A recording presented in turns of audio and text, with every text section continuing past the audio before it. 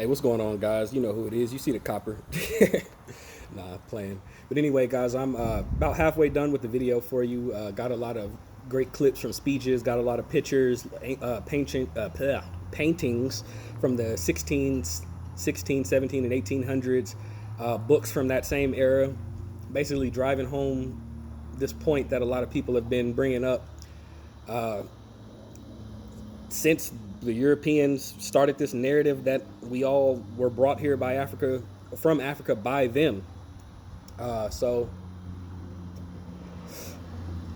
I'm putting that together, and I really wanted to save all this for the video, but you know, like I said, I'm like one of those people when I come across something or I put two and two together, I really just need to tell somebody, you know. So that's what I'm doing today. Now we all know we're dealing with a sick bunch of people here, right? And a lot of times our, own understanding of how sick these people are, these people in power who oppress and rape and murder and pillage. So we have this understanding of that, and sometimes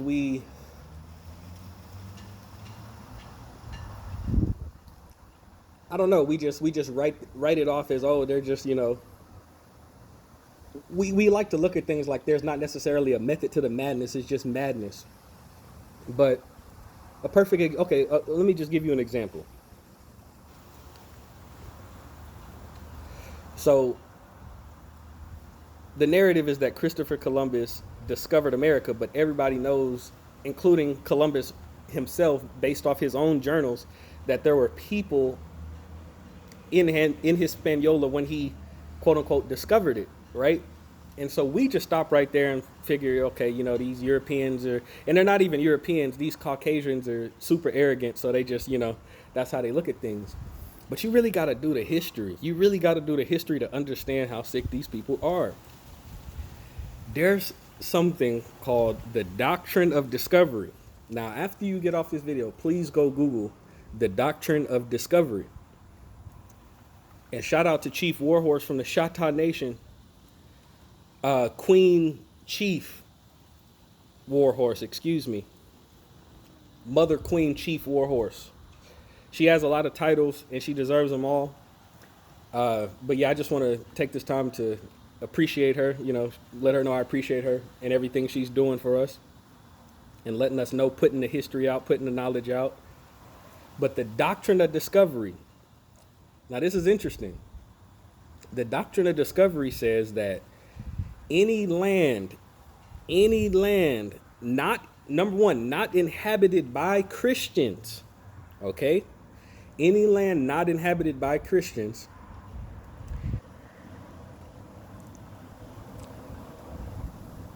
basically it gives them the right to do it what they want. Now, that's assuming the people aren't able to be converted. So you have an option. If you arrive on a new land, like let's say Hispaniola, you arrived there, you judge these people to not be Christians.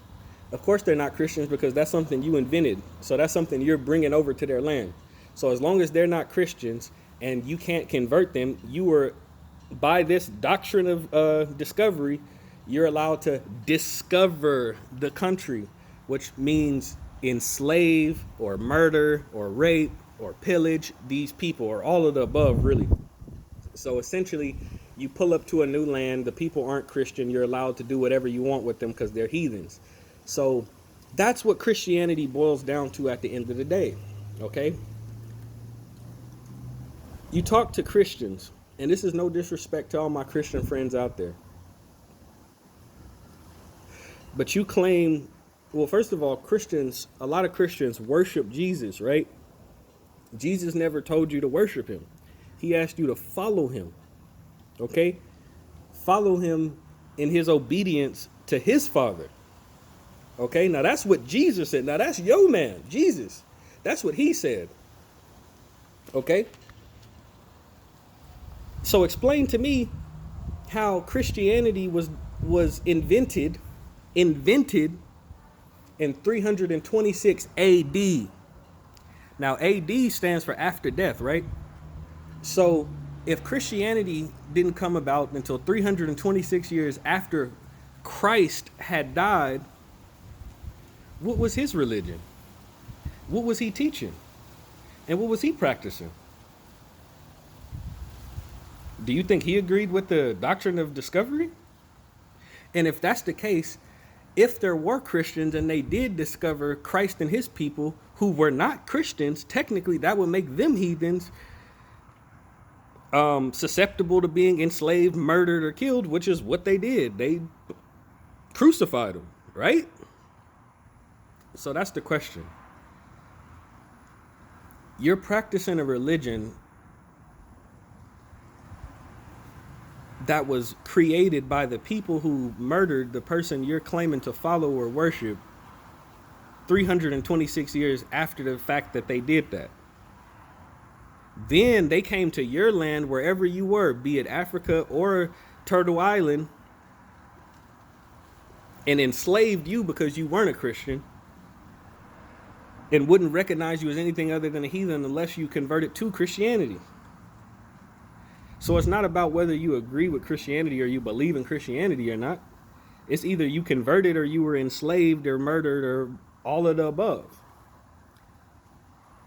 On top of that, we know that the enslaved people, aka prisoners of war, were not allowed to read in any language, including their own, including English. So there was no, how are you giving somebody a chance to so-called convert to something and believe in something when they're not allowed to study it or practice it? So that's just the reality of it, man. They never were under the impression that Christopher Columbus was the first person to lay eyes on this, on this hemisphere. The discovery in their mind means enslaving, capturing, murdering, raping, pillaging of lands, or converting them to a Christian population, which all of the above happened. So like I said, man, that video is going to be dropping this weekend. I'm going to get it done by this weekend. I'm halfway done. I really just got to add my speaking portion into it, my own speaking portion of it with my own, research. And I just want to lay it out so it's real simple. I just want to lay it out so it's real, simple to follow, what I'm trying to present to you, I don't want it to come off as some Afrocentric or, some theory that's just not based in any type of history or logic. I'm just, I want to lay it out real simple to let you know that this really isn't, I'm really not making a claim that's new or shocking or anything that goes against the historical evidence at all, really. And one more quick thing about, I'm going to just end on this note. Black people in America think the out of Africa theory, and keyword is a theory, but they think the out of Africa theory has something to do with the transatlantic slave trade, when that's really not the case. I mean, although we apply that terminology to it sometimes, the actual out of Africa theory is having to do with the aboriginals of the world. For example, you look at the aboriginals of Australia, you look at the aboriginals of Tasmania, who they murdered, you look at the aboriginals of Europe, you look at the aboriginals of America, you look at the aboriginals of any land, and they all look alike. So the out of Africa theory is, and they all share the same mitochondrial DNA.